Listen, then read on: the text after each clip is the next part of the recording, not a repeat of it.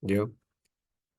Y lo demás va a ser el aspecto del estudio de lo que llamamos entonces la Confesión de Westminster, que es básicamente el pilar o el principal objetivo que tenemos aquí, ¿no? Del trabajo, ¿no? Entonces, este es el material, Historia de la Doctrina de las Confesiones, ¿no? Y hay unos retoques que hay que hacerle solamente a este sílabo, por eso que se lo he enviado, pero vamos a ampliar unas cositas más, ¿ya? Y esto es lo que vamos a hacer esta primera semana, ¿no? Hasta historia del dogma, vamos a trabajar todo este aspecto, definiciones, todo este aspecto, la primera semana. La segunda va a ser todo esto de los padres apostolios, los credos, los aspectos de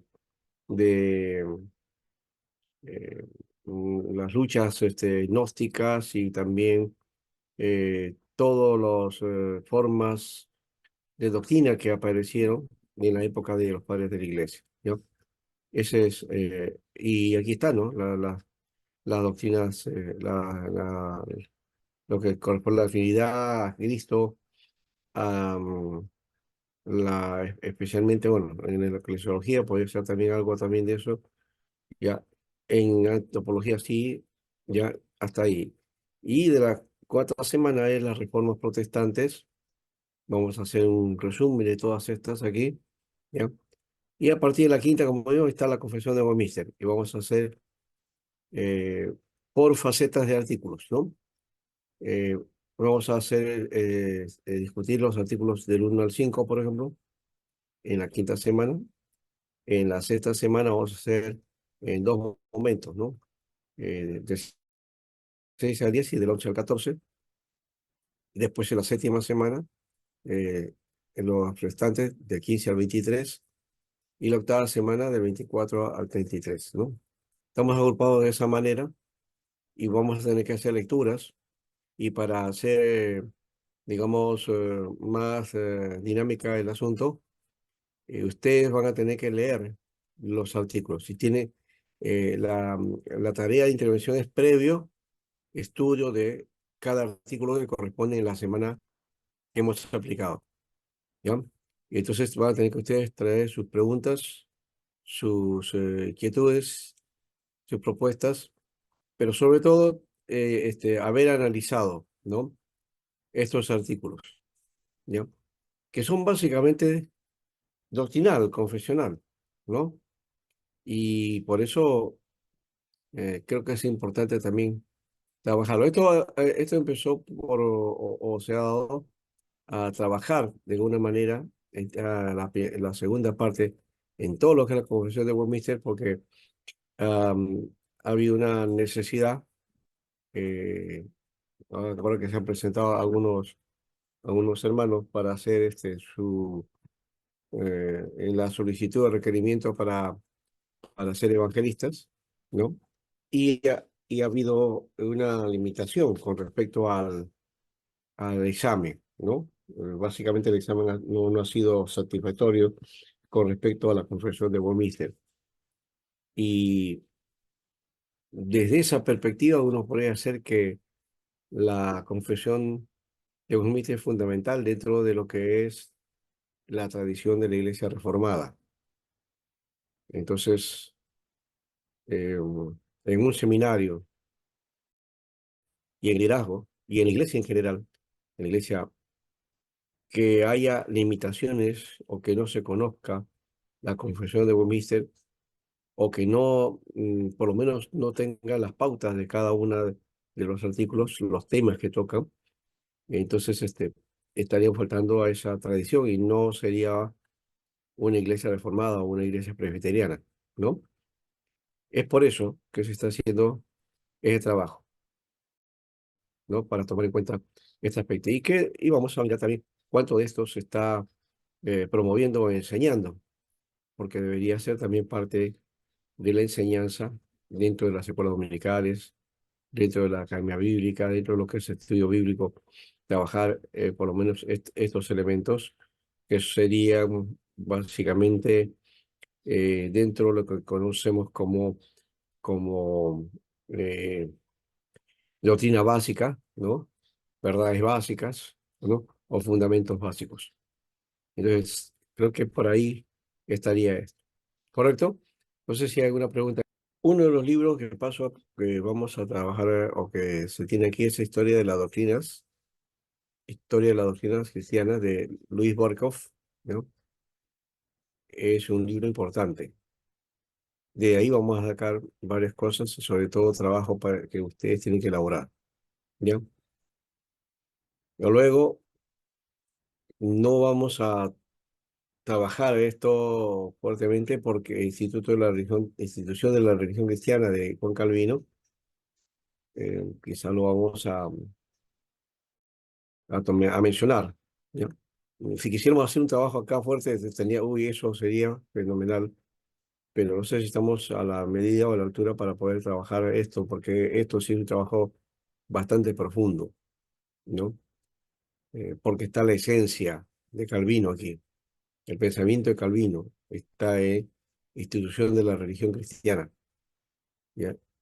Y básicamente, claro, esto debería ser también parte de fundamento dentro de las iglesias presbiterianas. Imposible que alguien que se diga que es presbiteriano no conozca este documento, ¿no? Que son 2 volúmenes. El problema es que son 2 volúmenes de más de 1000 páginas cada uno. Es decir, son 2000 páginas. Y sabemos que tenemos las limitaciones aquí en Perú con respecto a la lectura. 1000 páginas en 8 semanas, o menos de 8 semanas, imposible, ¿no? ¿No? Con una cultura donde la lectura está limitada, entonces hay que tomar solamente algunas pautas en todo caso, ¿no? Pero vamos a ver qué hacemos en esto. Pero sí es bueno y hay que recomendar, y creo que ese sería el reto para todos. Si no es que vamos a leer los 2 volúmenes aquí, pero por lo menos, ¿no? Ya tenemos el desafío de que todos deben tener por lo menos una lectura, ¿no? Eh, en los años subsiguientes, los que vienen, ¿no? Y en el ministerio, base, leer la institución de la religión cristiana, ¿no? ¿Para qué? Para poder entonces tener más basamento, ¿ya? Sobre, sobre el trabajo de la iglesia y el trabajo pastoral dentro de la IP Cristo P. ¿Correcto? Ya. Pastor, Otro, buenas noches. sí, Pastor, ¿esos libros existen para poder comprar? claro que existen, sí existen. Si los quiere comprar, Institución de la Religión Cristiana 1 y 2, sí lo va a encontrar en las librerías, sí se encuentra, pero no en lo que tenemos lastimosamente en algunas librerías evangélicas es bien difícil de, por ahí de repente lo encuentres, sí, y eso sería excelente, pero muchos de los hermanos que eh, tienen sus librerías o por lo menos trabajan con libros, trabajan con libros básicos, ¿no? Esta institución de la religión cristiana no es fácil de conseguirlo. Eso me acuerdo que estaba en la librería del Inca, ahora ya no sé, en Lima. No sé cómo se llama ahora porque ya LCL creo que se llama hoy día. Pues Cambiaron el nombre, pastor, ahora. no solamente el nombre, es una empresa nueva. Es Sí. una transnacional que ha comprado la red de la librería del Inca y la ha renovado, ¿no? Entonces es una empresa grande y que tiende a traer libros especializados, ¿no? Entonces ahí sí puede haber, ¿ya? Y si tienen ustedes contacto con alguien de esa institución, pídanlo por ahí. Sería uno. Otro Qué que bueno también, que hay la librería Link, había, ¿no? Pero ahora, como usted dice, cambiar el nombre. Voy a preguntar, pastor. claro, ahí debe ser, sí, ya. Como digo, no es solamente cambio de nombre, es cambio de empresa, ¿no? Es una empresa transnacional, una una gran librería internacional, que ahora está trayendo libros especializados. Entonces, este libro de Calvino son dos tomos y el otro de Berkov, Historia de la Doctrina Cristiana. Y está bien, hermano Pablo, comenta su inquietud con respecto a esto, porque de paso ya creo que no hemos hecho énfasis aquí de que los alumnos deberían mínimamente hacerse de una biblioteca, ¿no? Ustedes ven ahí digamos, el escenario que tengo ahí, es la foto de mis libros o de la pequeña biblioteca que yo tengo, ¿no? Y que ahorita, bueno, la tengo ahí un poquito desordenada. Interesante, pastor. Pero esto es solamente una parte de eso. Y esto lo he hecho poco a poco. Y es que tengo pocos libros, no tengo mucho, ¿ya? Aunque sí tengo libros especializados. Eso sí, tengo libros que son de bastante peso, Pastor, básicamente. Sí, de pero Juan no muchos. Calvino, la institución de la religión cristiana, son dos volúmenes. Sí, son dos volúmenes, sí, Mm. son dos volúmenes. ¿Ya? Le aconsejo que tengan ustedes este material, en todo caso. ¿Ya? Yo puedo mandarles también el PDF, ¿no? Porque tengo el PDF de esto y también de Historia de la Doctrina Cristiana. Y esta de Juan, de Justo González, Historia del Pensamiento Cristiano, que también es otro importante. O sea, son libros, el de González, el de Berkov y el de Calvino, para este curso son importantísimos, ¿ya? Bueno, creo que eso sería por lo menos por mi momento. Y hay otro libro que se llama Pero eso del dogma, voy a buscarlo, si lo tengo o no, ¿ya? Y acá ha salido, ya, que voy a corregir esto, por eso que ya, yo les mandaré ya material todo completo, pero aquí por lo menos acá hay unas lecturas seleccionadas, ¿ya? De pensamiento de Justo González, justamente, y que aquí vamos a reducirlos, ¿no? Para que entrar más bien al trabajo de las confesiones, ¿no? Entonces esto ya la próxima semana ya va a estar mejor elaborado y les voy a dar a ustedes el sílabo final, ¿ya? Por eso es que lo he bajado, me había dado cuenta que faltaban unos detalles. Pero por lo demás está, ¿ya? Bueno, empezamos entonces. ¿Listos? Ya pasó. Ya tenemos Adelante. a 9 por lo menos, ya. Entonces vamos a hacer. Esta es la primera que vamos a hacer, ¿no? Definición de historia de la doctrina, definición de dogma, origen dogma, eh, carácter del dogma, historia del dogma, su contenido hasta ahí. Si podemos hacer un poquito de esto de acá, también lo vamos a tratar de hacer, pero ya por lo menos ahí estamos. Entonces, esta primera parte de estas 2 semanas, ahí tengo material en PDF, en PPT, perdón, y luego la tercera es ya las controversias o esto también está en el material, eh, y esto de las confesiones, porque una cosa es historia de las doctrinas y en la cuarta semana empezaría las confesiones. En realidad son 5 semanas que vamos a ver confesiones, pero la semana 4 vamos a unir todas las confesiones, vamos a lavar, porque eso eh, también deberíamos hacerlo uno por uno. Son varias confesiones, pero vamos a centrarnos en la que más importa a nosotros, que es la confesión del Westminster, ¿ya? Por ese motivo, solamente vamos a colocar aquí los detalles y yo les daré también material para que ustedes conozcan algo de estas confesiones que ha sido a lo largo de la iglesia protestante, cómo han ido desarrollándose, ¿no? Muy bien. Ahora entonces pasemos a lo que hemos mencionado. No sé si tengan alguna pregunta, si no, salimos, vamos.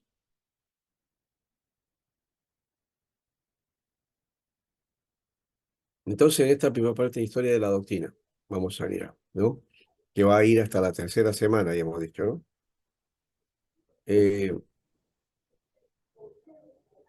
aquí en esta parte tenemos que hablar cuál era la condición de la iglesia, ¿no? Para el segundo siglo. Cuando hablamos del primer siglo, estamos hablando de una iglesia de lo que se conoce como la iglesia inicial, ¿no? La iglesia de los inicios, o también llamada iglesia primitiva, que muchas veces ya lo he comentado y cuando hemos trabajado la historia de la iglesia, hemos dicho que llamarle primitiva suena a que la iglesia era pues un grupo de salvajes o algo así, ¿no? ¿No? De, de hombres antidiluvianos.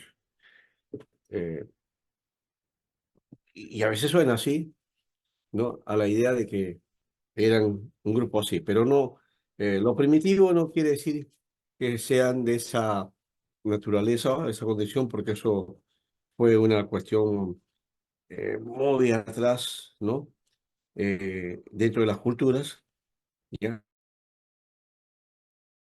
Que nos pertenece. Eso ya cuando en la época de piedras, más abajo todavía de eso, ¿ya? Y cuando viví en cuevas, ¿ya? Según la historia, ¿no? En cambio, acá estamos hablando de que lo primitivo es de el inicio, ¿no? El comienzo, la iglesia básica, ¿no? Que básicamente es la iglesia de Jerusalén, ya vamos a decir eso, simplemente, ¿no? Es la iglesia de Jerusalén, ¿no? La iglesia que se inició en Jerusalén, nada más. Eso es la iglesia primitiva, ¿no? Pero que, eh, a decir verdad, también no es solamente la iglesia de Jerusalén. En Jerusalén se inició la iglesia, pero tenemos también que el movimiento creció y se abarcó toda Europa, ¿no? Y llegó hasta Roma, hasta que ya en el segundo, tercer siglo, más o menos, ya empieza a tener una hegemonía la iglesia de Roma, ¿no? En el tercer siglo, básicamente, tercer y cuarto siglo, Roma comienza a tomar dominio. Entonces, esa ya no sería la iglesia primitiva, ¿no? Hasta la época de cuando se inicia el concilio de Nicea, ahí termina todo, ¿no? Empieza otra etapa, que es la iglesia imperial, la iglesia romana, ¿no? Entonces la iglesia primitiva son los primeros siglos, pero especialmente estamos hablando de la iglesia del segundo y tercer siglo, ¿no? La del primer siglo es la iglesia de Jerusalén y las iglesias que se desarrollaron en el imperio, ¿no? Eh, todo por todo Asia Menor, Europa Oriental y Europa Occidental, ¿no? Eh, Eso con los trabajos de misión se realizó toda esa tarea y ahí empezó también algunos aspectos de la doctrina. Bien, entonces se fundaron iglesias en todo el territorio romano, ¿no? Toda la ecumenia, toda la ecumenia. Roma era la ecumenia, pero no ecumenia en el sentido de hoy día, el concepto ecuménico es otra cosa hoy día. Estamos hablando del sentido ecumene dentro de la práctica del imperio y lo que la iglesia también asumió, ¿no? El territorio romano donde habitaba todo el mundo, ¿no? Todo el mundo romano, todo lo que afectaba a Roma o todo lo que, digamos, a Roma tenía como dominio. Ahí se fundaron iglesias, ¿no? En todas las ciudades.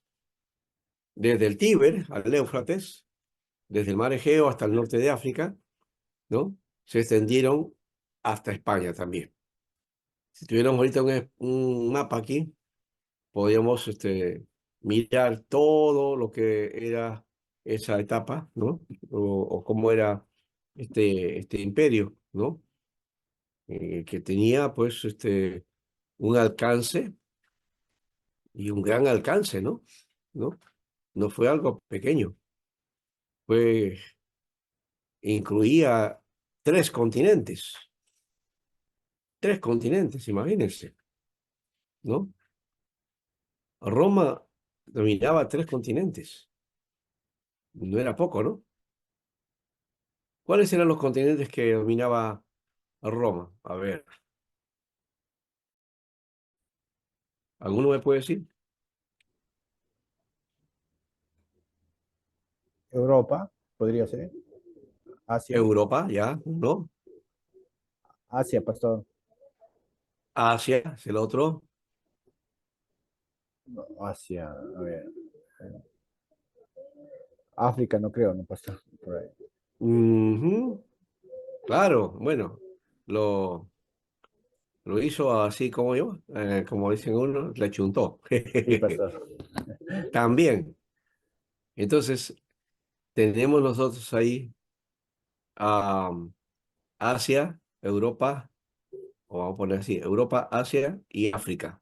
Esos fueron los continentes que digamos, que se desarrolla el Imperio Romano. ¿Ya? Pastor no está proyectando, ¿no? No, no lo Ah, estoy ya, ah, proyectando, ya, ah, pero ya, ya, sí, sí. ya. Estoy tratando de buscar aquí alguno. Ya, ya. Aquí, aquí vamos a mirar, entonces alguno. eh, Estoy buscando algunos otros mapas, ya tengo uno, pero vamos a buscar otro más para que tengan ustedes otra idea del asunto. Ya. Am, este no me gusta, no va. Pues mientras le voy ya puedo por lo menos visualizar uno para que ustedes tengan. Y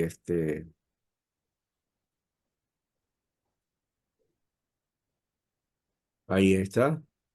Ese es uno. Y se dan cuenta que está todo lo que hemos mencionado, ¿no? Este es Europa, todo la Europa occidental.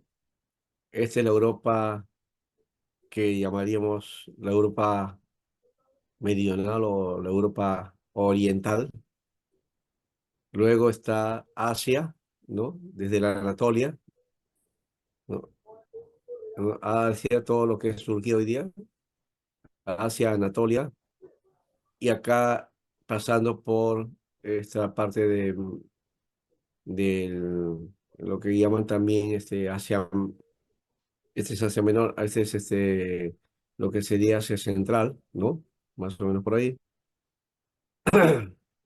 Y aquí está Cesarea, Jerusalén, todo esto, ¿no? Y esta parte de aquí, África, ¿no? Ya a este lado es África, ¿no? Eh, ¿Qué tiene que ver con todo este aspecto también, ¿no? ¿No? Este, acá está el estrecho de Gibraltar, si no me equivoco, ¿no? Y esta parte que los españoles también conquistaron, de la parte de África, ¿no?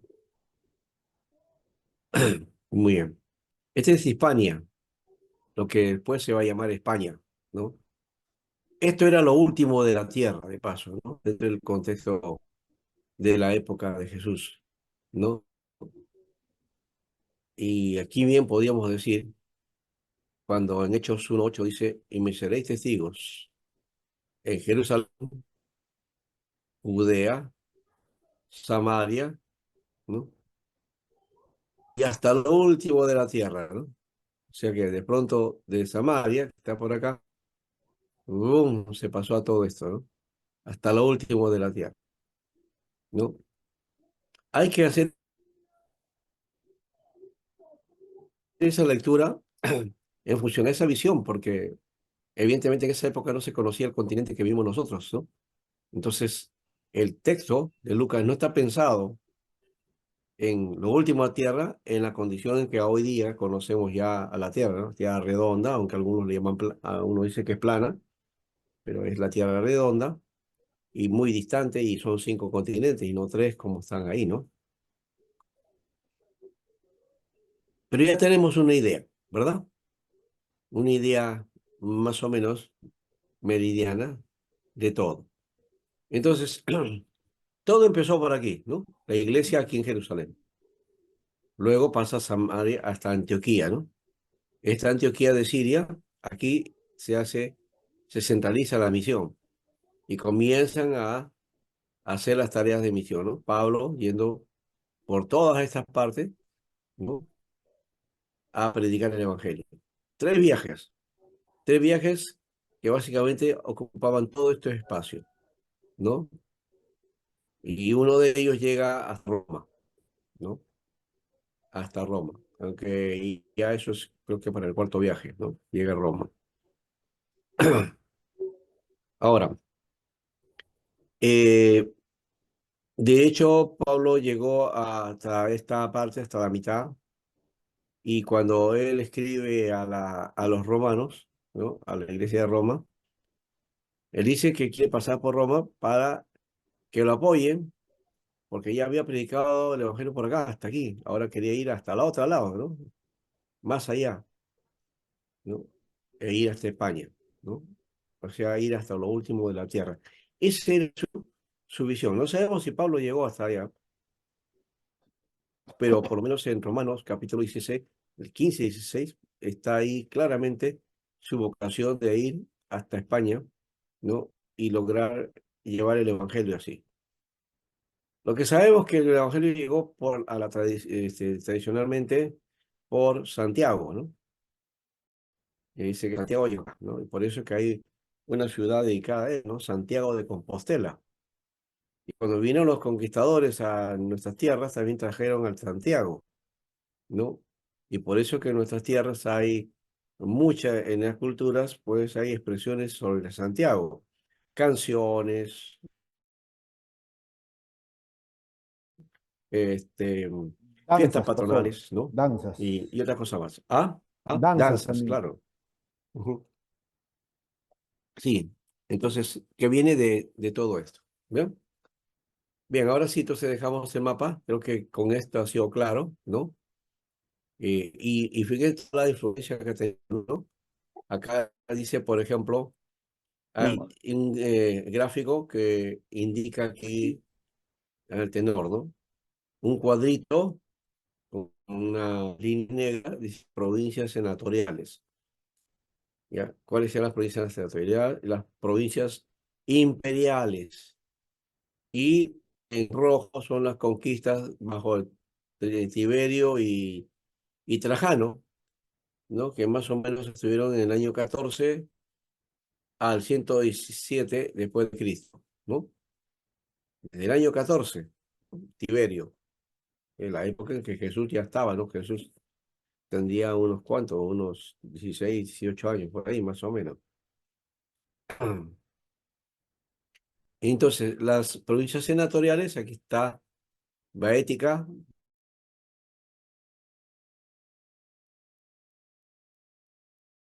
Mauritania, Numidia, África, Italia, Cilicia, Sajonia, después está Germania, ah, está Macedonia, Acaya, Corinto, Bitinia y Ponto, Capadocia, Asia, ¿no?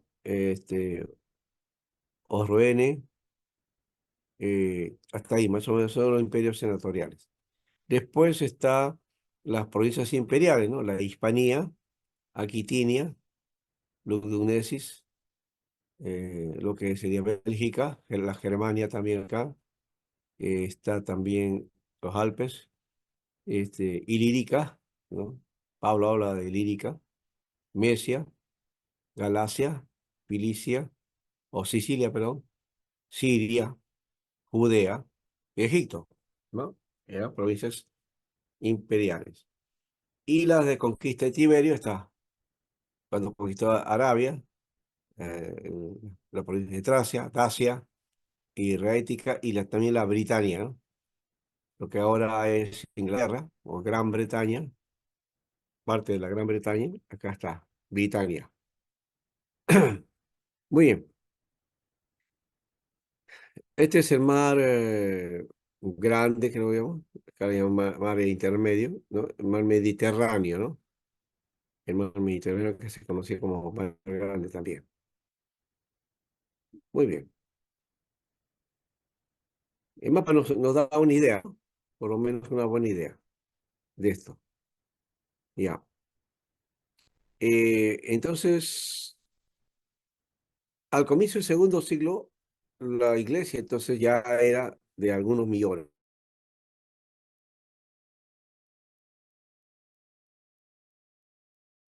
¿no?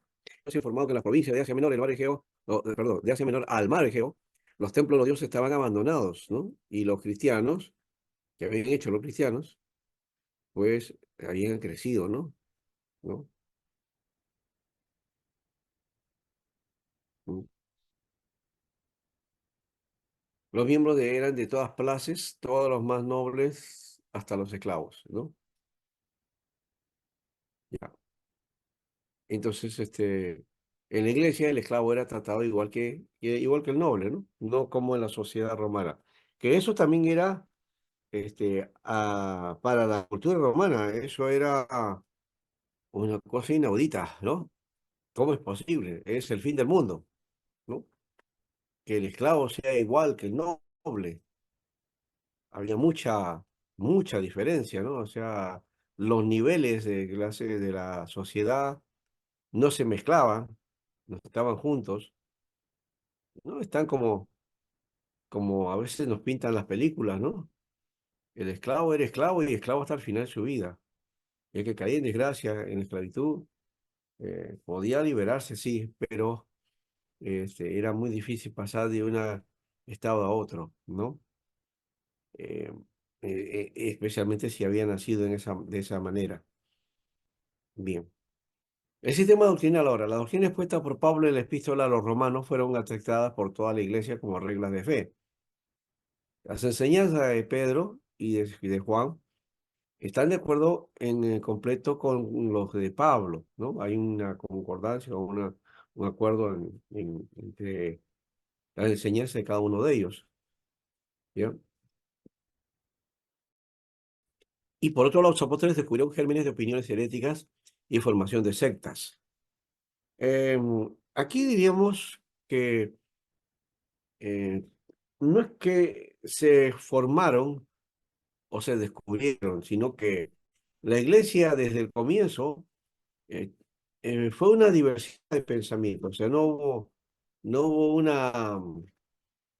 ¿cómo diríamos? A ver, una ortodoxia o una sana doctrina con puntos cardinales o radicales que hay que conservar, eso no era la idea, no se planteaba. Había una apertura, ¿ya? Y el cristianismo que se gozaba o que se experimentaba era amplio, ¿no?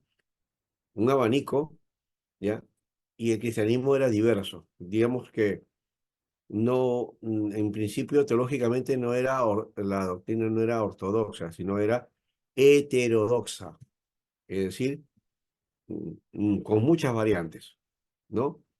Variantes que surgen del comienzo, pero que, eh, hemos dicho, los padres de la iglesia comienzan a canalizar y Roma hace el resto, ¿no? Roma ya lo, lo, lo disecciona y lo pone el pensamiento de Roma como principal de todos los demás y va desterrando algunos que en general la iglesia estaba rechazando y algunos que a Roma no les gustaba tampoco o no les convenía, ¿no? Algunas cosas en cuanto a las instituciones que debemos tomar en cuenta del cristianismo. Cuando hablamos de instituciones estamos hablando de mm, tanto de lo que viene a ser, digamos, los sacramentos y también tiene que ver con los principios a fundamentarnos, ¿no?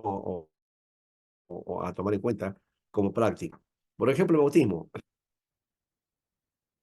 que desde el comienzo, ¿no? La iglesia no tuvo ninguna dificultad, pero después ya vinieron las controversias, hemos dicho, posteriormente comenzaron a surgir esto, eh, era por inmersión y por aspersión. No había problema por eso, ¿ya? Y el bautismo era el rito de iniciación de la iglesia. Cuando hablamos de rito de iniciación es un concepto de la sociología de la religión, ¿no? Inmersión o aspersión. Eh, esto se vino para el segundo siglo, ya hubo conflictos con respecto a esto, ¿no? Porque había iglesias que practicaban la inmersión y otras la aspersión. Bueno, también ahí está el asunto de bautismo de niños, ¿no? Que también fue una cosa normal dentro de la iglesia primitiva, al comienzo. Las familias se convertían, por lo tanto los niños también eran bautizados, ¿ya? Pero también era la otra parte, la idea del bautismo de adulto, ¿no? ¿No? La gente que se bautizaba haciendo su decisión, ¿no? El día del Señor, para nosotros no es un sacramento, sí es un sacramento de Roma. El, ese, no, no creo que es el sacramento, pero eh, es un principio de la iglesia, que el día domingo hay que ir a misa, ¿no? Y la misa es infaltable, es pecado mortal no ir ahí a la misa, ¿no? O que no se permite, digamos, bueno, estoy exagerando en esa parte, creo, pero lo cierto es que es importante y vital para el católico ir a misa, ¿no? Y especialmente pasar la Eucaristía, ¿no? Que ese sí es el sacramento oficial. Bueno, el día del Señor, entonces, la iglesia judía observaba el sábado hebreo, ¿ya? Y cuando aumentaban los gentiles en el mundo cristiano, el día primero de la semana reemplazó al día séptimo, ¿no? Entonces el día primero comenzó a ser la celebración del Día del Señor, ¿no? Y hecho que la tradición de la iglesia era que se reuniera el primer día de la semana, pues así era, ¿no? Así dice Pablo en Corintios, reunidos el primer día de la semana, dice, ¿no? Bueno, entonces la iglesia desde el comienzo se reunía los primeros días de la semana, ¿no? El primer día de la semana, no el sábado, ¿no? Y la iglesia en Jerusalén, pues se reunía los sábados, ¿no? El Shabbat, sí, guardaban eso. Pero también como iglesia estaban en el siguiente día, es decir, el primer día. Ahora, la cena del Señor que le hemos llamado sacramento, como el bautismo, que también es sacramento. Comenzó con un servicio en el hogar, ¿no? Luego surgió la costumbre de celebrarse en una reunión en la iglesia como una cena.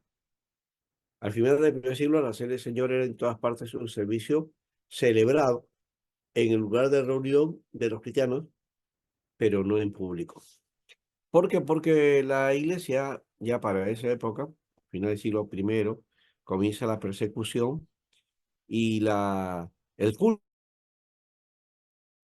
culto, el servicio, no era abierto, era cerrado por la persecución, ¿no? No se podía hacer cultos públicos, ¿no? Entonces, este servicio era solamente en el lugar de reunión de los creyentes, ¿no? En donde ellos se reunían, que tampoco tenían la apertura para poner ahí, ¿no? La nueva iglesia en Jerusalén, ¿no? Un letrero ahí grandazo y la gente para ahí. Bienvenidos a la iglesia en Jerusalén. No, imposible de creer esa historia si alguien cuenta algo parecido. Porque no era esa idea, ¿no? No era esa idea. No había libertad para el aspecto de la congregación, ¿no? De reunirse. Por lo menos, como digo, fines del primer siglo y comienzo del segundo, que ya pues se hizo fuerte la persecución y en Roma llegaron a reunirse en catacumbas, ¿no? En los cementerios, en cuevas de cementerios, ahí se reunían los cristianos a adorar al Señor, ¿no? Entonces sus cultos eran privados. Por eso es que muchos de ellos llamaron que los cultos cristianos eran cultos mistéricos, donde ahí ocurrían cosas extraordinarias, terribles, ¿no? O sea, se contaron unas historias que no se imaginan, hablando cosas terribles de los cristianos, ¿no? Que no, por supuesto, no sucedía, pero que se daban, ¿no? Cuántas falacias y cuántas mentiras cuentan en la historia, y todavía la sociedad de hoy sigue con eso, ¿no? Yo creo que hemos desarrollado nuestras sociedades con mentiras más que con verdades, ¿ya? Y lo que te cuentan los diarios, los noticieros y todo eso, ¿no? Cada uno con su propio interés, no pinta la realidad, sino lo que ellos quieren tratar de interpretar o tratar de interpretar y para que la gente lo crea, ¿no? Como si fuera una verdad. Hay que tener cuidado con eso. Y está el domingo de resurrección, ¿no? Reconocido como aniversario de la resurrección de nuestro Señor, pero no celebrado universalmente, ¿no? Bueno, ahí está entonces este otro elemento de la iglesia. En cuanto a los funcionarios, estaban los apóstoles, sacerdotes y obispos, ¿no? En el primer siglo, y se elevaba un obispo sobre los ancianos a partir del fin del primer siglo, y los diáconos eran funcionarios de la iglesia. En las cartas de Pablo, la epístola a los romanos, Febe de Cencreas, por ejemplo, era una diaconisa. Había mujeres diaconisas. Recuerden, el diácono es un funcionario, también un ministro, ¿no? Esta Febe, entonces, era una ministra también, ¿no? Aunque quizás a algunos no guste eso, digo, no gusten en algunas denominaciones llamar así, ¿no? O que todavía se resisten a pensar en el ministerio que la mujer puede hacer. Muy bien, entonces, en cuanto a la adoración, el servicio en las asambleas, se diría las escrituras del Antiguo Testamento, porciones de cartas apostólicas, los evangelios, los salmos, ¿no?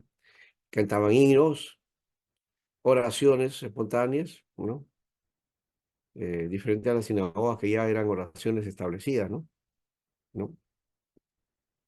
Eh, los libros de oraciones, el Sidur, todo eso son cuestiones que ya están especificadas y se van dando en los tiempos ahí que tienen, ¿no? Dentro de la sinagoga. Se daban también prédicas con libertad por hermanos y hermanas visitantes, y al final del servicio se participaba de la cena del Señor. La cena del Señor era en cada servicio. Esa es la tradición por lo que la misa, solamente la misa tiene esto, eh, celebra la cena del Señor, o sea, celebra la Eucaristía. Ese es el centro para ello. Sin cena no tenía sentido la misa, ¿no? Porque la misa está centrada en la Eucaristía. Bien, vamos a pasar esta parte, este aspecto ya es otro aspecto de valor que hemos puesto ahí. Y vamos a mirar ahora sí, doctrina, análisis de la doctrina. ¿Qué cosa es la doctrina? Un primer significado. Sistema de creencias que forma parte de una religión. A veces se utiliza para nombrar y caracterizar cada sistema como un todo, ¿no? Ejemplo, la doctrina cristiana. Se suele también utilizar para aspectos particulares de la creencia. Ejemplos, doctrina de la creación, doctrina de salvación, doctrina de la justificación, doctrina del pecado, doctrina de la santificación, ¿no? Aspectos particulares o temáticos. Las creencias particulares constituyen un conjunto más o menos coherentes y es en el contexto del todo donde cada doctrina habría de ser entendida y evaluada, ¿no? Es en el todo, no en la parte. El problema que tenemos nosotros es que muchas veces nos vamos a las partes y nos hacemos conflictos por los detalles, ¿no? Es decir, por aspectos de la doctrina esta doctrina o esta otra doctrina, pero no vemos todo el conjunto, ¿no? Que debe ser más bien evaluado. En el Nuevo Testamento hay dos palabras que se asumen para la palabra doctrina, que básicamente en realidad deberíamos llamarle enseñanza. Enseñanza. Doctrina es enseñanza. Aún todavía no estamos hablando del concepto, estamos intentando, trabajando el asunto para definir esto, ¿no? Pero en el Nuevo Testamento, como decíamos, hay dos palabras que se traducen como doctrina, que para mí deberíamos traducirla como enseñanza, ya hemos dicho. Uno de ellos es la didascalía. Didascalía, ¿qué era? El acto de enseñar, o también era el contenido de la enseñanza, ¿no? El contenido de la enseñanza. Se usa en relación con la enseñanza de los fariseos. Mateo 15, 9 y 7, 7. También se menciona en Colosenses y en Efesios. En las epístolas pastorales aparece en referencia a un cuerpo de enseñanza utilizado como regla de ortodoxia. Entonces la didascalía era ya un cuerpo de enseñanza, ¿no? ¿No? Y doctrina, a ese sentido sería aplicado el sentido de doctrina, un cuerpo de enseñanza, ¿no? Pero que es utilizado como regla de fe, como regla de ortodoxia. Entonces tenemos aquí la otra palabra, la didaqué. Didaqué es acto o contenido de la enseñanza, ¿no? Didaqué es acto o contenido de la enseñanza. Y esto básicamente se relaciona a Jesús. O sea, cada vez que Jesús habla de su doctrina o su enseñanza, aparece la palabra didaque o didaje, Mateo 7:28. Bien. Entonces, ya tomando en cuenta esto, ¿qué cosa sería doctrina? Bueno, lo lanzamos aquí y la doctrina sería un conjunto de ideas o opiniones religiosas, filosóficas, políticas, etcétera, sustentadas por una persona o grupo. Ahí está la doctrina cristiana, doctrina tomista o socialista, ¿no? Doctrina, entonces, es un conjunto de ideas, ¿no? Un conjunto de ideas o opiniones que pueden ser religiosas, filosóficas o políticas, dependiendo de que queremos aplicarlo, porque la palabra doctrina no solamente tiene un uso religioso, ¿no? No tiene un uso cristiano solamente, ¿no? Hay en muchas partes. No sé si alguno de ustedes ha sido militar o ha estado en el ejército, por lo menos en algunos aspectos de la vida militar. ¿Ya? Los que llevan la vida militar, por ejemplo, tienen que aprender doctrina, ¿no? La doctrina y los manuales para la guerra, ¿no? Y la doctrina es la enseñanza de la instrucción, de cómo deben ser las estrategias para hacer su defensa y sus ataques en las tareas militares, ¿no? Entonces ahí también hay doctrina, ¿no? Ahora, también entonces la doctrina es plática que se hace al pueblo explicándole la doctrina cristiana.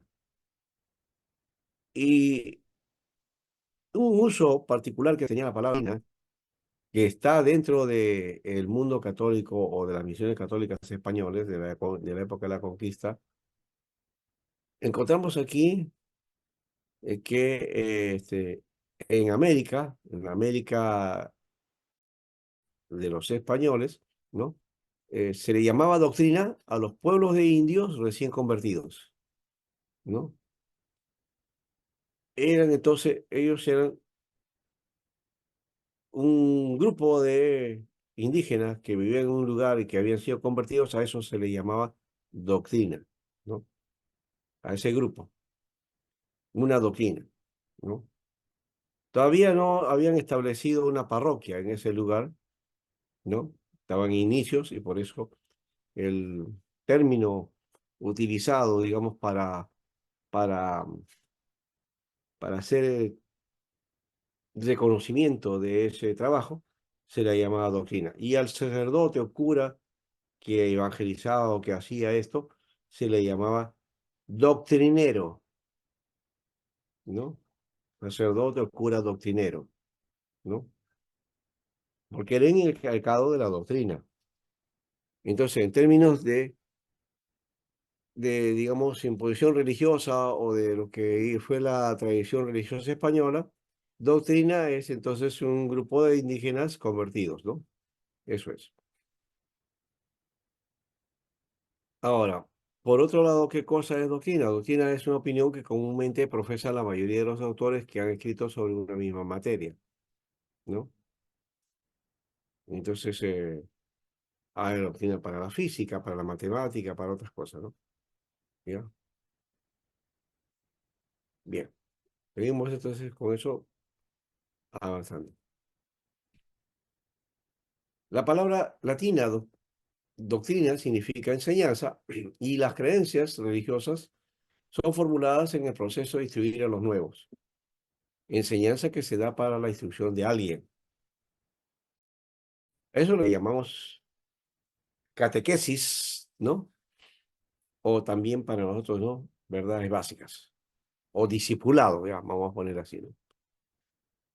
Aunque en algunas iglesias el discipulado tiene otra concepción, ¿no? Pero básicamente de lo que estamos hablando, eso sería el discipulado.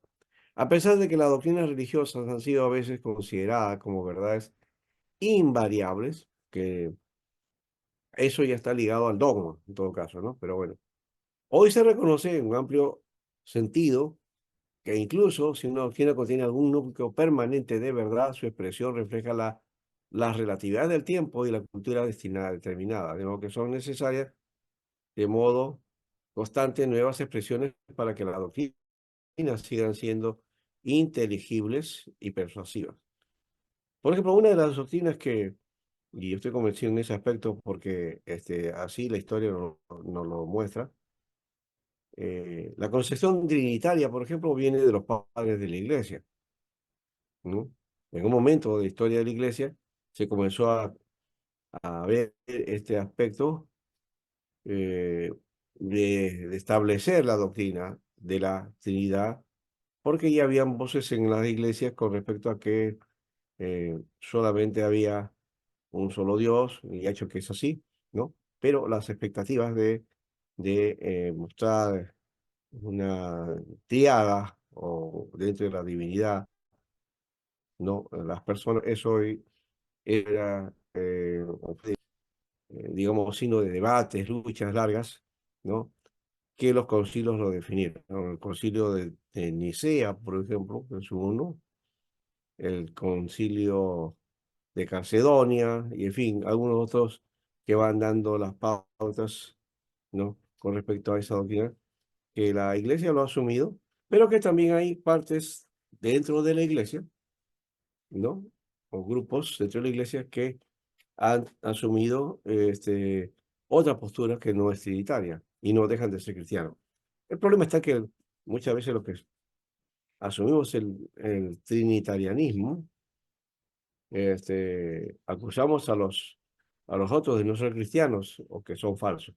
Y no es así, son cristianos, sino que no tienen ese aspecto de la Trinidad que de seguro ha pasado a ser fundamental, sí, ha pasado a ser fundamental, casi, y como parte de las verdades básicas, pero que no nace de conflicto o de una enseñanza de la Biblia.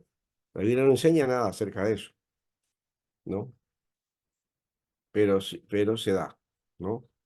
Y como tenemos la tradición, seguimos esa tradición, nadie va a negar esa perspectiva, pero hay que reconocer que sí hay rasgos en la Biblia con respecto a eso, pero no tan definidos como quisiéramos, ¿no? Entonces, por eso ahí queda al criterio también, ¿no? En algunas maneras. Entonces, el criterio mayor que ha triunfado es el de la Trinidad. Entonces, la palabra Trinidad aparece en el siglo V ya como parte del dogma, ¿no? Bueno, espero que se entienda bien esto. No estamos diciendo que no es la Trinidad, no es una doctrina correcta, no, sino que simplemente el proceso de cómo se dio eso, ¿no? En algunas religiones las doctrinas no han sido formuladas con precisión, pero en algunas han sido objeto de controversia, ¿no? Hasta el punto de llegar a romper la comunidad de creyentes y la mayoría de las religiones del mundo presentan en realidad divisiones doctrinales. Eso es lo que ha ocurrido en varias religiones, pero también está presente en el cristianismo. Por ejemplo, eh, estas luchas contra los gnósticos, ¿no? Contra los gnósticos que también se creen cristianos, y ahí está la gnóstica cristiana, ¿no? ¿No? O el caso de los unitarios, ¿no? Y los trinitarios, ¿no? Especialmente el caso de Arrio, ¿no? Bueno, que vamos a ver después, el arrianismo, ¿ya? Que objetó la divinidad de Jesús o el origen de Jesús, ¿no? En fin. Entonces, seguimos. Vamos al dogma ahora ya. Entonces, ya doctrina es un cuerpo de enseñanza, ¿no? ¿No? Que puede ser de una determinada religión o de un determinado partido político o idea política, ¿no? O dentro de la historia, dentro del derecho, dentro de la ciencia, en fin, donde lo podemos aplicar. Significado de dogma ahora, expresión de una doctrina declarada por una autoridad religiosa que excluye a otros posibles. Ya la dogmática entonces determina, ¿no? Se hace la enseñanza, la doctrina se desarrolla, pero el dogma es la que define y expresa, declara. Ya no es posible de cambiar, ¿no? Y si es así, ¿ya? Más bien excluye las otras posibilidades, ¿no? Y viene de la palabra doqueo. Dogma viene de la palabra doqueo, ¿no? ¿Qué significa? Ha llegado a la conclusión, es mi convicción, ¿no? Y llega a ser designado con resolución o decreto que era firme y especialmente público, ¿no? Es la proposición que se asienta por firme y cierta y como principio innegable de una ciencia, ¿no? La ciencia también tiene su dogma, ¿no? Fundamento o punto capital de todo sistema también, ¿no? Está en la ciencia, está en la doctrina y la religión, ¿no? Ahí está presente también entonces el dogma. Dogma se aplicaba a las verdades de la ciencia que eran evidentemente por sí mismas, a las convicciones filosóficas establecidas y reconocidas como válidas, a los decretos gubernamentales, a los credos religiosos oficialmente formulados, ¿no? Entonces, los credos religiosos contienen fórmulas dogmáticas, ¿no? Dogma es una declaración de una doctrina religiosa formulada de forma autoritaria y precisa, que se expone no para discutir, sino para creer en ella. Aquí no hay medio, no se puede discutir en este aspecto el dogma. Bueno, lo podemos analizar, estudiar, dialogar, debatir, sí, puede ser, pero que sea discutido para ver si hacemos o no, eso no va en el término porque la citación es tácita, ¿no? Es para creer y punto, ¿no? En un sentido estricto, el término es del cristianismo, es del cristianismo. El cristianismo es el que desarrolla esa forma, ¿no? Para ser calificada como dogma, la preposición tiene que cumplir dos condiciones ahora. Y anoten esa parte, ¿no? Las dos condiciones para que un principio sea un dogma. Uno, haber sido derivada de la revelación, ¿no? Que se viene de la revelación, ¿ya? Como testigo de la Sagrada Escritura. Y lo otro es con la tradición, ¿ya? Lo segundo, entonces, es que esa enseñanza o doctrina viene de la tradición. La tradición marca mucho. Y eso marca dentro de la Iglesia Católica, es cierto, pero también está presente, muy presente entre nosotros también, ¿eh?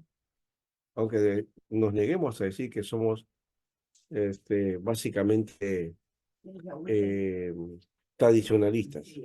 Decimos que los romanos son los tradicionalistas, pero nosotros no.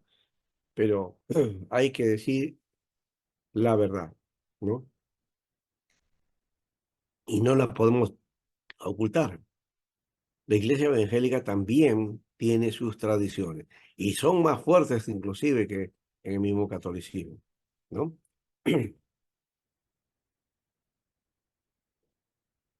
Lo tercero es que esa enseñanza debe ser promulgada por alguna autoridad eclesiástica dotada de autoridad. En este caso, para Roma era el Papa y todo el magisterio de la iglesia, los cardenales y todo eso. Para la iglesia protestante, entonces, la autoridad puede ser el fundador o también el cuerpo colegiado de los pastores, ¿no? ¿No? Que desarrollen entonces su institucionalmente, ¿no? Un presbiterio, por ejemplo, un sínodo, una asamblea, ¿no? Son las que pueden determinar los aspectos a cómo debe conducirse y qué se da, ¿no? Como principio y práctica, ¿no? En el caso de la iglesia fueron los padres de la iglesia, ¿no? Al comienzo fueron los padres de la iglesia. Ellos son los que definieron doctrinas y dogmas. Algunos dogmas formulados por los concilios ecuménicos de los primeros siglos de la Iglesia todavía poseen el asentimiento de la gran mayoría de los cristianos, tanto en Oriente como en Occidente, ¿no? Ejemplo, la definición de la persona de Cristo por el Concilio de Calcedonia en el año 451. Otros dogmas aparecieron más tarde y son obligatorios, solo dentro de la Iglesia Católica Apostólica Romana. Son los dogmas marianos, por ejemplo, de la Inmaculada Concepción, o el dogma de la infalibilidad del Papa, que eso pertenece básicamente, es dogma católico, ¿no? O enseñanza de doctrina católica. Ahora, los dogmas más reverenciados, ¿ya? Así como todas las afirmaciones doctrinales, se ven afectados por el relativismo cultural de esa forma, que debe volver a replantearse y ser de nuevo expresado. Términos con sustancia, por ejemplo, naturaleza y persona, que fueron utilizados en el Concilio de Calcedonia, ya no lo podemos utilizar nosotros ahora en este tiempo porque sustancia, naturaleza y persona tienen otra concepción para nosotros, diferente de lo que se pensaba en esa época, ¿no? Así que eso refleja un marco filosófico que hoy día es obsoleto, ¿no? ¿No? Ya no pasa por ahí y por lo tanto, entonces, eh, cuando queremos hablar de estos conceptos y vertir la Biblia como base, aplicando distinto que esa enseñanza es así, estamos haciendo mal porque estamos viendo, partiendo de nuestros presupuestos y metiendo a la Biblia conceptos que no tiene, ¿no? No obstante, las intenciones de los antiguos dogmas sirven todavía como normas para la discusión teológica, ¿no? Y entonces ahí está todavía presente ese aspecto. Luego también está la dogmática, ¿no? Es lo que es relativo a los dogmas de la religión. También podemos decir, es el que profesa el dogmatismo, ¿no? O conjunto de dogmas o principios de una doctrina. Principios de una doctrina. Principios de una enseñanza. La expresión teológica dogmática está presente desde el siglo XVII, por ejemplo, en el sentido original de exposición solamente de la enseñanza de la Iglesia, prescindiendo, por tanto, de las cuestiones escolásticas y controvertidas. Lo escolástico es lo que viene a partir del siglo XVI, XIII, XIV, más o menos, bueno, después de Tomás de Aquino, por ahí, ¿no? Donde se trata de exponer lo máximo, ¿no? Como pensamiento dentro de la Iglesia. Eh, Hoy se entiende por esta expresión la exposición completa de la fe cristiana, teología dogmática, realizada con criterios científicos, metodológicamente adecuados y específicos de la investigación teológica. En la sistematización actual de las disciplinas teológicas, la teología dogmática se diferencia de la teología fundamental, de la exégesis bíblica, de la teología moral, aunque trate algunos de estos aspectos, ¿no? O tengan temas afines, como por ejemplo el pecado, la gracia, las virtudes teologales, ¿no? En fin.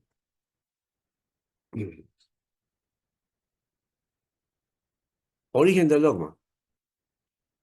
Los dogmas se han formulado y establecido casi siempre en tiempos de controversia doctrinal, con el fin de clarificar la enseñanza ortodoxa frente a las interpretaciones consideradas heréticas.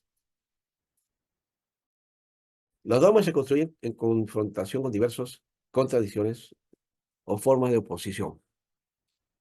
Los dogmas se formaron a la inspiración de muchos estímulos prácticos y éticos y devocionales. Y se formaron también por ocasiones extremas o ocasiones externas políticas canónicas, que recibieron el nombre de tendencias teológicas diversas. Muy bien. Vamos a avanzar, pero vamos a hacer un comentario aquí y luego ya seguimos. O vamos al descanso y luego seguimos nuestra clase. A ver, intervenciones de parte de ustedes. Veo que solamente han entrado 8. ¿Ah? Si no me equivoco, son 8 o 9 más o menos los que están aquí presentes. Pero vamos. A ver, unas preguntas. Hola, ustedes. creas convenientes. Está Pablo, está Leoncio, está William, Henry, Iván, César y Carlos.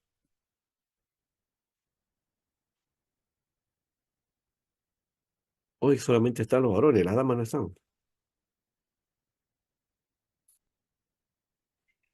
Siguen de Podrían, vacaciones. pues, Siguen de vacaciones, pues. No hay vacaciones. Hombres al poder, pastor. Bueno, entonces los varones han tomado el poder, dice. Y bueno, a ver qué hacen, pues entonces vamos a reflexionar, a pensar con respecto a lo que hemos trabajado. Dogma, doctrina, dogma, dogmática. ¿Se ha entendido? Hay un detalle ahí que aclarar, a un aspecto, digan ustedes.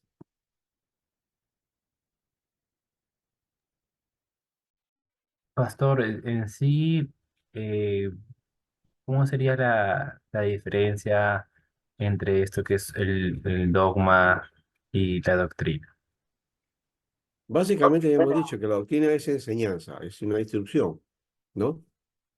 No es un cuerpo, puede ser un cuerpo doctrinal, pero también se utiliza así, ¿no? Pero ya eso cuando es una materia específica es doctrina de, ¿no? Pero cuando es doctrina en general, entonces es un tipo de enseñanza, una forma de enseñanza, una forma de instrucción, ¿ya? Eh, el caso de dogma ya ahí sí es una enseñanza establecida, un criterio que se establece y que hay que seguir, ¿no? Esa es la diferencia. Pastor, y por ejemplo, hay un ejemplo así de, por ejemplo, doctrina, que sería puede ser cualquier enseñanza, puede No, llamar doctrina. sí, puede ser cualquier enseñanza, pero también, por ejemplo, se dice doctrina cristiana. La doctrina cristiana abarca varias materias, ¿no? Está ahí la justificación, la santificación, la conversión, la vida eterna, ¿no? Habla de Cristo, la iglesia y otras cosas más, ¿no? Todo eso está en conjunto de la doctrina cristiana. O sea, la doctrina cristiana es un cuerpo doctrinal, ¿no? Donde hay varios aspectos doctrinales también, ¿no?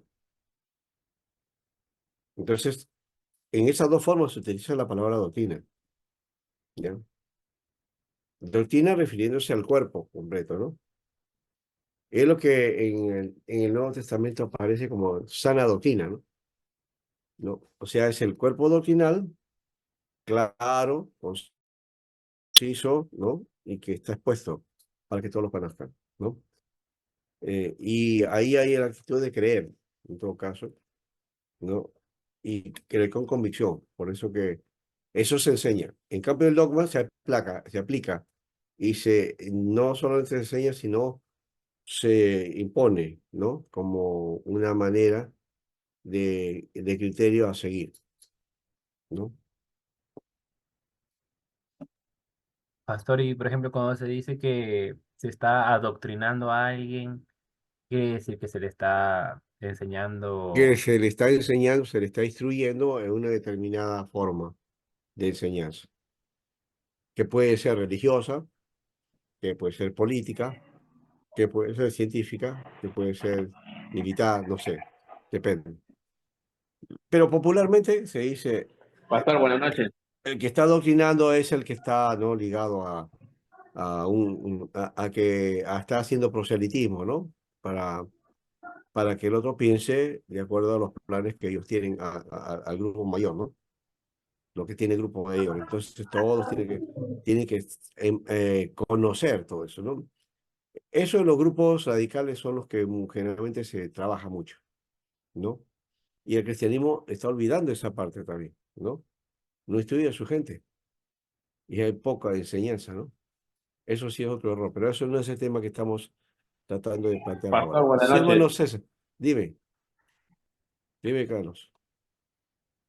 Hermano Carlos, buenas noches.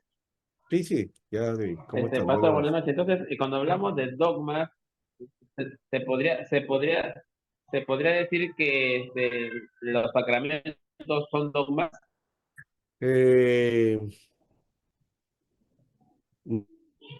No, no diríamos que los sacramentos son dogmas, sería parte del dogma, sí, o digamos, con el dogma, entonces se aplica las prácticas, ¿no es cierto? O los sacramentos, ¿no? Que ya ese es el aspecto ritual, el aspecto de la práctica religiosa, ¿ya? Pero que se establece como dogma, ¿no? Eso sí, la forma de hacer, la forma de efectuar, estos son dogmas, ¿ya? Por ejemplo, que algunas iglesias dicen, Con relación a la Iglesia Católica, sus sacramentos son dogmas. sí, por ejemplo, Ellos el imponen. caso de la participación de los niños en la cena del Señor. Unas iglesias no, y a ese es un dogma. Establece que no, como principio, no puede participar un niño, ¿no? Hasta que él mismo se convierta, ¿no? Entonces, esa es una fórmula. Pero hay otros que tienen la fórmula de decir que no, también es parte de la familia cristiana, entonces que participe a pesar que no sea bautizado, ¿no? Son las controversias que hay en todo caso, ¿no? Que surgen de posiciones dogmáticas o posiciones doctrinales o de enseñanza, ¿no? Que están parceladas, pues, ¿no? ¿No? Otro aspecto, por ejemplo, hemos dicho, la inmersión y la aspersión, ¿no? En el bautismo, ¿no? O lo otro es, ¿qué es el pan y el vino? ¿Son símbolos o son presencia real de Cristo en los elementos? La Iglesia Católica va a decir, sí, eso es fundamental para ellos. Según lo establezca, Es tan fundamental. según lo establezca la congregación. Claro, lo determina no la congregación exactamente, podría ser la congregación, pero generalmente siempre es un cuerpo colegiado, un cuerpo instruido el que determina la doctrina y la práctica, ¿no? Y que nace de una tradición, de hecho, sí. Ve que hay una práctica así, entonces ya se establece, ¿no? No siempre, pero en algunos casos sí se establece de esa manera. En otros solamente a partir de la instrucción, ¿ya? Sí, ¿no? Pastor, eso ¿Estamos que haciendo usted, claro? Y también, Sí. pastor, eso que usted indicó del bautismo, que es por la expresión o inmersión, ¿eso entraría que como dogma? Claro, algunas iglesias dicen, no, no, no, ese bautismo no vale, ya. Eso es dogma, por ejemplo, ¿no? Pastor, entonces lo que ¿Quién? podría diferenciar una denominación de otra, más que todo serían los dogmas que tiene cada denominación. Es su posición dogmática, sí, su posición acerca de las doctrinas, ya. Y el dogma que tiene, eso es fundamental. Y de ahí puede partir el hecho de que si ese dogma puede tener también el peso de cristiano o no, hasta cuánto puede tener peso de cristiano, ¿ya? Porque puede ser también que sea una desviación de la doctrina. Ya eso sería una falsa enseñanza, una falsa doctrina, o un grupo que se ha vuelto secta, ¿no? Yo podría, por ejemplo, hablar de que esto de las iglesias apostólicas, por ejemplo, viene de una enseñanza inexacta, incorrecta del texto, por lo tanto, pero se imponen ellos como dogma, ¿no? El apóstol que dirige y que determina y al que no hay que cuestionarlo, el que tiene la última palabra y tiene el profeta ahí para que lance la palabra, ¿no? Y todo lo que diga él, entonces es reconocido como verdad, ¿no? Ya, ya eso es secta, es una concepción sectaria, más que dogmática, ¿no? ¿No? Porque el dogma por lo menos nace de una verdad, ¿no? O de una enseñanza, pero cuando ya la enseñanza es otra, entonces también ese dogma también tiene mucho de ese error, ¿no? O impone ese error, ¿no? Porque es la que se declara, ¿no? la que se declara. Muy bien. No hay más, si no vamos al descanso.